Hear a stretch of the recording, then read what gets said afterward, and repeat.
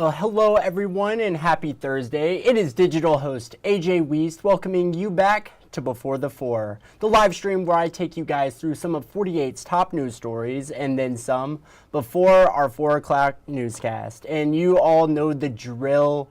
Wherever you are watching Before the 4 today, whether it is on Facebook, YouTube, or the 48 Now live stream, as always, thank you so much for watching and spending just a bit of your Thursday afternoon here. Now, starting things off in Huntsville, where there is a large police presence near the Regions Bank at Clinton Avenue and Madison Street. We're sending multiple crews to the scene and have reached out to Huntsville Police for more information. We will update you all as soon as we learn more. But now in Cheyenne, Wyoming, where 2 missing North Alabama kids have been found safe.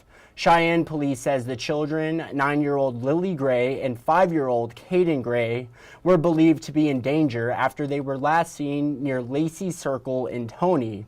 Now this was on Monday.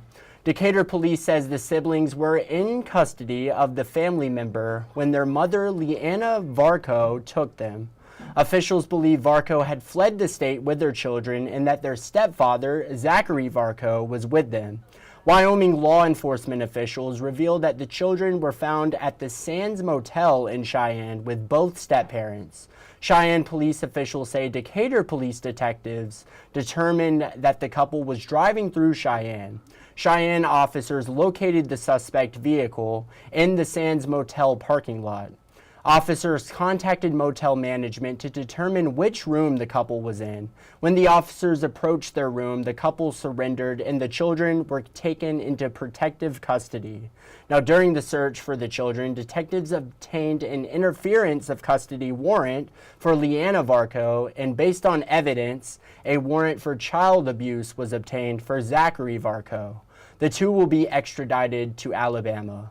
And 48's Noah Cowell will have more on this situation coming up in our evening newscasts.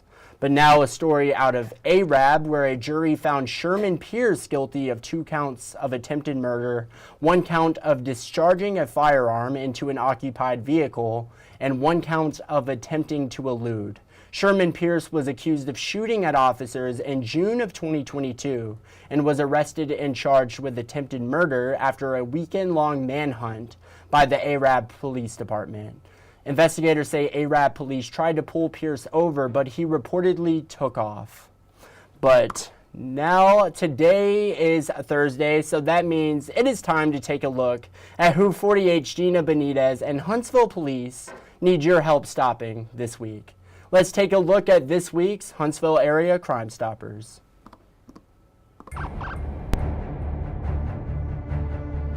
Huntsville police say they're looking for a guy who was able to take out thousands of dollars from someone's bank account not once, but twice. He was caught on camera, and cops are hoping they too can catch him.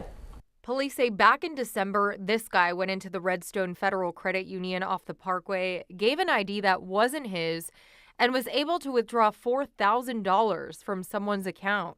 About 2 weeks later, investigators say the same guy was able to access the same person's bank account and take another $4,000. They think he drives a tan Subaru. If you know where he is or where any of the others police are looking for are, call them. This is Christine Wolf. Police say she and a friend walked into the Target on University Drive and walked out with more than $540 worth of items they didn't pay for. Police tell us Whitney Hill rented a box truck from a rental company and was supposed to return it on December 6th, but never did. She's charged with failure to return a hired vehicle. Christina Lawrence is accused of stealing 2 mattresses from her former employer, a local mattress company, and then trying to sell them on social media. She's wanted for buying, receiving stolen property. It's easy to earn up to $1,000. If you have information that can help police, just call 256-53-CRIME or scan that QR code on your screen. For more information, visit the Crime Stoppers link on our website, WAFF.com. Well, thank you. And now a story in case you missed it. 2 nights ago, in her State of the State address, Governor Kay Ivey announced a bill to ban cell phones in the classroom. 48's Nick Ballinger recently spoke with Alabama School Superintendent Dr. Eric Mackey. Take a look. Alabama State Superintendent Dr. Eric Mackey is hanging up on phones in school. The problem is they're not phones, they're supercomputers. He says the current law that leaves cell phone policies up to individual school districts is outdated. If we were to go back to school and they said, hey, when you come to school, bring a phone, bring a TV, bring an Atari, and we're going to do class with all that stuff sitting on your desk. Now, we'd think that was ridiculous. That's why he's expressed support for a bill moving through the Alabama Senate aiming to ban phones in school altogether. One district in the Valley already implemented its own plan. Just look to Madison City Schools, where phones were banned before this school year. And we allow them to listen to music with them and have them out during their break time, during lunch.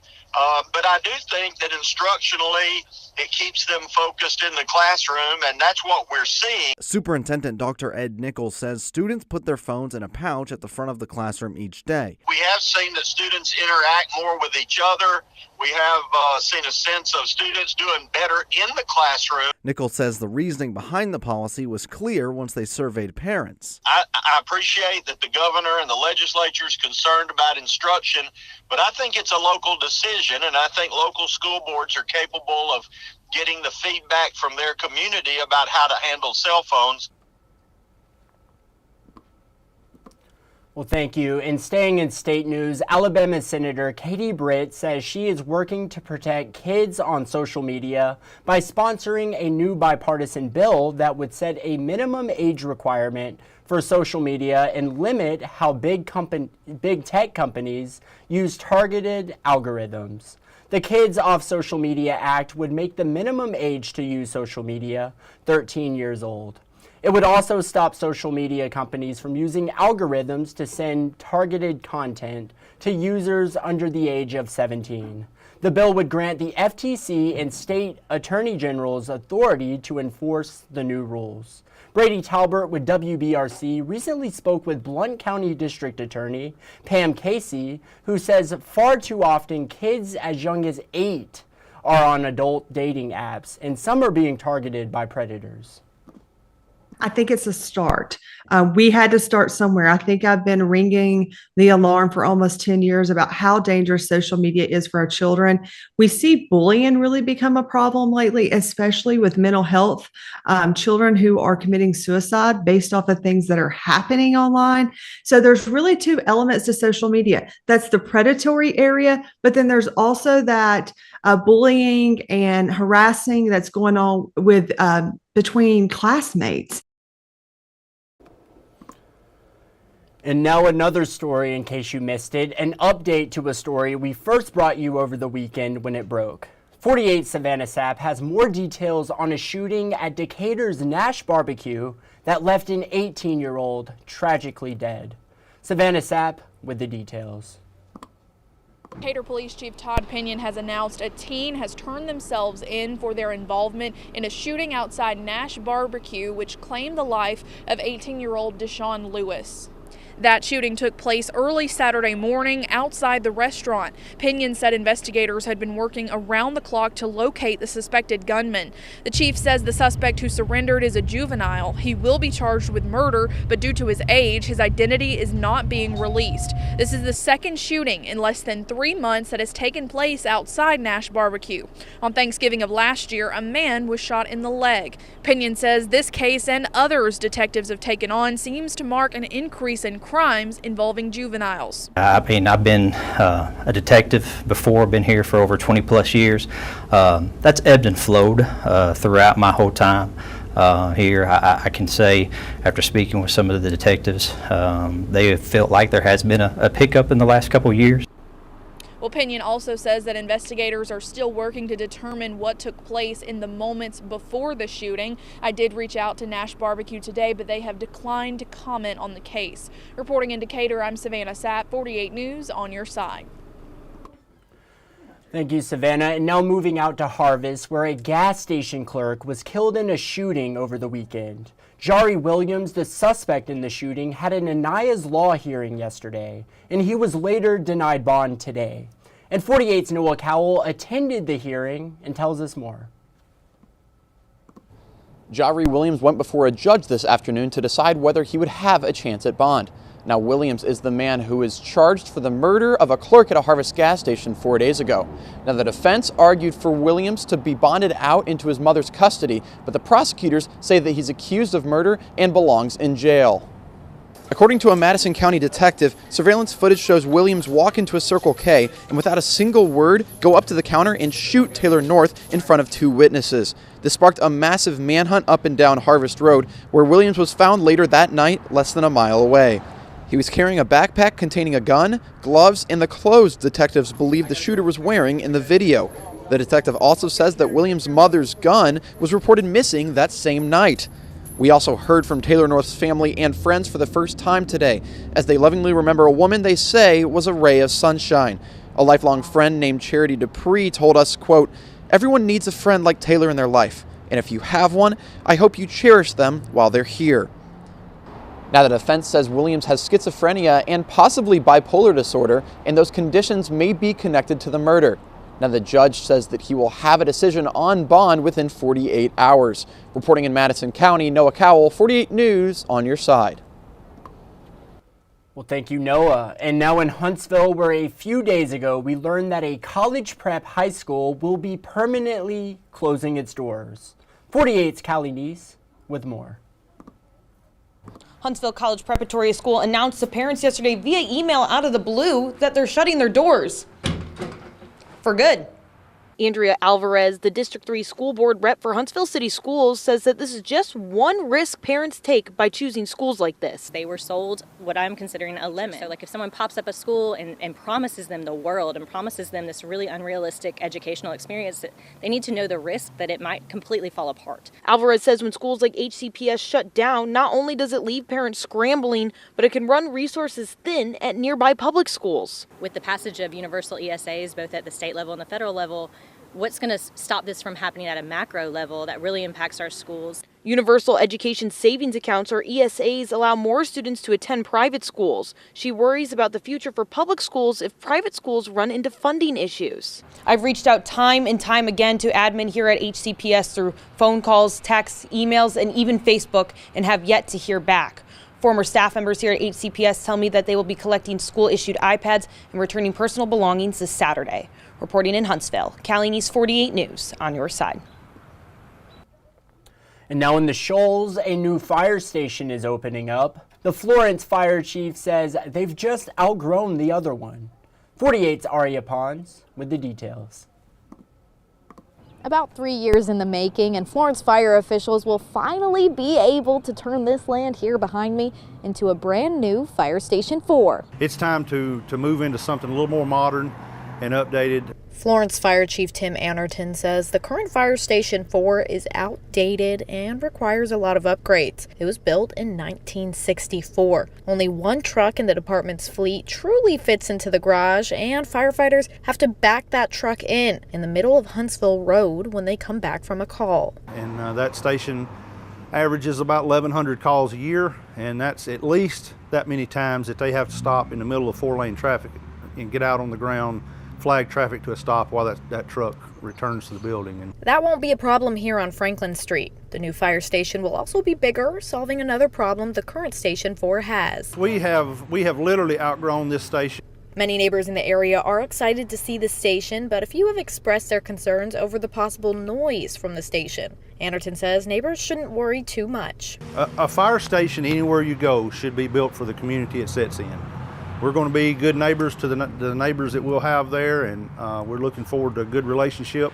The current Station 4, we have visitors in there daily from the neighborhood, and we're looking for that same environment to continue. He says outside speakers will be turned off starting at 7 at night, and they will not blast their siren as soon as a call is made, since the station will be nestled into this quiet neighborhood and not a busy road. Chief Anderton says the fire department plans to continue expanding as the city does. And once the building process begins here, the new fire station should be ready in about a year and a half. Reporting in Florence, Aria Pons, 48 on your side.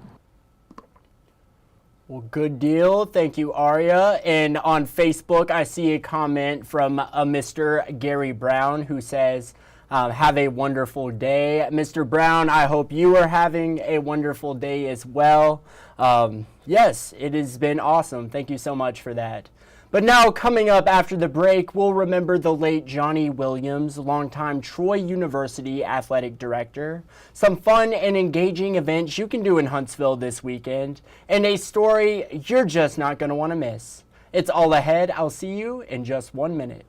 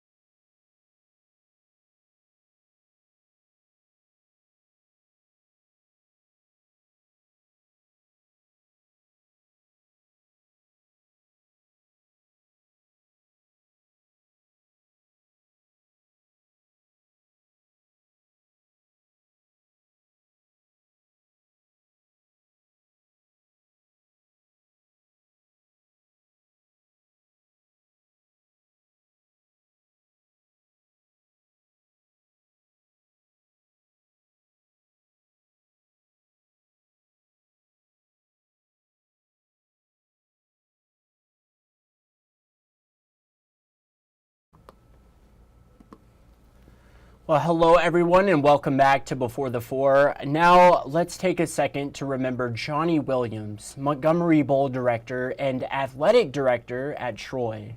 The North Alabama football graduate was 68. Take a look. A great friend to Troy University and the River Region community who will be missed. That's how Troy University Chancellor Jack Hawkins Jr. described the late Johnny Williams. Certainly, he, again, never saw a hill too steep to climb. He never saw a river too wide to swim. And it was that positive attitude, I think, that really made people gravitate to him. Williams began his career at Troy as the Trojans' defensive coordinator, working under 3 head coaches, Rick Rhodes, Robert Maddox, and Larry Blakeney. In 1994, though, he had demonstrated such leadership in all areas, not just in football, that I did the unthinkable. I asked him to be the athletic director. Now, how often in modern athletics does it happen that a defensive coordinator goes to the top of the athletics department? Though Williams had many accolades as Troy's athletics director, Hawkins says his biggest achievement was the impression he left on others. He was one of the most positive people I've ever seen. He was a great motivator of his players. They loved him, and he earned the greatest title, and that is a player's coach. In 2004, Williams left Troy to spend 3 years as Senior Associate Athletics Director at the University of Alabama and founded Creative Marketing Management in 2007. In 2013, he returned to the world of football, becoming Director of the Raycom College Football All-Star Classic, which he helped to turn into the Camellia Bowl the next year. He served as the game's executive director until his death. Nobody else does that across the country. It has 2 bowl games, and it was because of Johnny Williams. Well, thank you. He will be greatly missed, and absolutely a player's coach. That is the greatest title you can have, 100%. But now let's talk about some things you can do this weekend in Huntsville. Starting it off with an event this Saturday to celebrate Black History Month. Head out to Burritt on the Mountain for an interactive, engaging experience and learn about the history of the Rosenwald schools, Booker T. Washington and Julius Rosenwald. Today I spoke with Education Manager at Burritt, Shauna Hyde. Take a listen to what she had to say about the event. Here at Burritt on the Mountain, we are, of course, a museum. We were actually the first museum created in Huntsville 70 years ago. We're actually really proud of that and celebrating our 70th anniversary this year.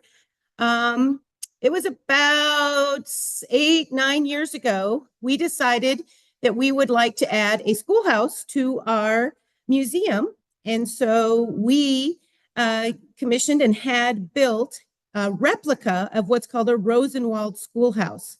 Rosenwald schoolhouses were built between 1912 and 1932 throughout the United States, from Maryland down through Texas, the southern part of the United States.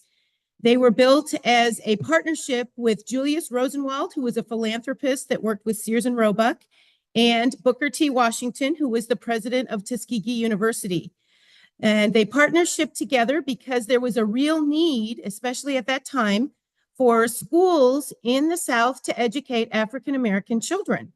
And so that's what they did. They created this partnership. They built over 5,300 of these schools throughout the South in that 20-year period. And we decided to put up a replica, and we do have one here on our site. We actually conduct field trips in it, where we actually do a day of school in 1918. And we also talk about the history and how important these schools were to educating a lot of people in the South. So we have the building, we do field trips, we do different programs. So as we were thinking about what we could do to help celebrate Black History Month this year, we decided to use our schoolhouse and to celebrate the Black workers, and especially those who were educated during this time in these schoolhouses. Of course. Yes, check it out yourself this Saturday from 10 to 4 at Burritt on the Mountain. You're just not going to want to miss it. But now if you're ready to celebrate Mardi Gras in style, the Mardi Gras at Mid-City Party presented by The Camp is a great way to do it. And there's going to be a lot of food, a lot of Cajun food, and a lot of music. The musical gumbo of goodness himself, Mr. Otis Walker, will be performing. And today I caught up with Otis. Take a listen. You know the Otis Walker Band. It's a musical gumbo of goodness. First, what does that description mean to you? Well, I'm from Memphis.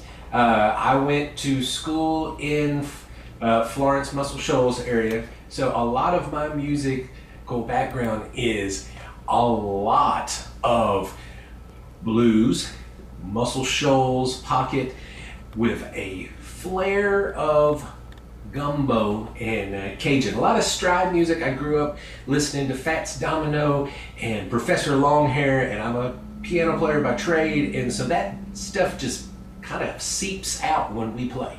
And so we call ourselves a musical gumbo of goodness because we play several different styles, but you just never know what we're going to pull out at the time. Musical gumbo of goodness. Gotta love it. Catch the Otis Walker Band and Otis Walker himself this weekend at the Mardi Gras celebration. You're just not going to want to miss it. It will be at Mid-City. But speaking of music, maybe you want to listen to music but stay sober doing it. Huntsville musician Mike Roberts will be performing at Sober Sundays, and the man himself came into the station yesterday to sit down for a 48 Now interview. You can watch that full 48 Now interview on our website. Just go to WAFF.com. But take a listen to what he had to say about his journey to sobriety and advice he gives to anyone who is struggling with addiction. I would think that you had to find something to do with your time to keep you. For me, it was a bottle of whiskey. So for me, you know, the bottle of whiskey came at certain times of the day or evening. So I found some constructive things to do with my time. I learned self-defense. I got in good shape. I learned how to do yoga. And I started meditating a lot and praying a whole lot more too, you know, and all those things. It's always different for everybody, you know. I fell in love with my music all over again, and not a lot of people get to say they do that, you know. So I'm thankful to have a second opportunity to share my music, you know. Yes, sir. It was an absolute pleasure speaking with Mr. Mike Roberts. And if you haven't done so, make sure you watch that full 48 Now interview to hear all the amazing stuff he had to say. But yes, Sober Sundays at St. Stephen's Music Hall this Sunday. Catch the great Mike Roberts in action. He'll be performing a 2-hour set, so you're just not going to want to miss it. But speaking of the things you're just not going to want to miss, let's head into the stories you're just not going to want to miss coming up in our evening newscasts. The groundbreaking indicator for a highly anticipated recreation center at Wilson Morgan Park. Get that story? Crews working to repair a big ramp at Ditto Landing. And finally, a local 95-year-old taking a joyride in a cop car. Get that really sweet and awesome story coming up in our evening newscast. And these are just a few of the stories you're just not going to want to miss. But now it is time for Facebook fun. That is right. What phrase annoys you the most? And let me say, I felt a little bit called out in the comments today on this question. A lot of the stuff you all said was a phrase that annoys you, is something I say quite frequently. I'm a big catchphrase kind of guy, if you haven't picked up on that quite yet. But let's see what you all had to say. Dana said same difference when someone says same difference. I could see that, absolutely. Dana, thank you for commenting. Laura said, to make a long story short, bro, it was still a long story. That is very true. Thank you. Holly said, you know what I'm saying. Yeah, you know what I'm saying. Holly, thank you for commenting. Chris Murray says, it is what it is, but it is. That's what it is. Chris, thank you so much for commenting. And then Rocket City Dietitian said, cheat day. And I got to tell Rocket City Dietitian that is actually my favorite day. But awesome. Thank you all for commenting on today's 48 Facebook question of the day. I love seeing what you all have to say. But that is it for today's Before the Four. Thank you so much for sticking around and spending a bit of your Thursday afternoon here. I hope you all have a great night. And as always, thank you so much for watching. You all have a great night.